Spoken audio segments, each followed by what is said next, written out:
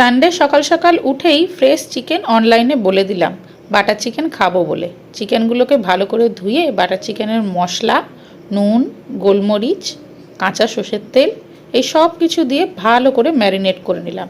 হ্যাঁ, অবশ্যই আদা রসুন বাটা তো দিতেই হবে, সেটা না হলে ফ্লেভারটা যে আসবে না। ল্যাক্রোজেতে বাটার গরম হতে হতে সাইডে আমি কলমি শাক ভাজছিলাম জাপানিজ স্টাইলে, ফিশ সস আর সয়া সস দিয়ে।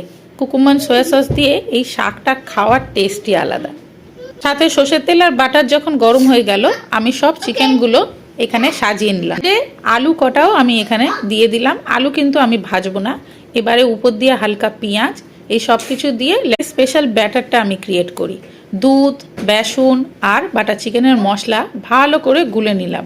এটা যখন বাড়িতে ক্রিম থাকবে না, তখন বেসন দেওয়া এই ব্যাটারটা খুব কাজের টেস্ট হবে। আবার ঘরে সবসময় ক্রিম না, আলু দিয়ে বাটার চিকেনের এই রেসিপিটা অবশ্যই কিন্তু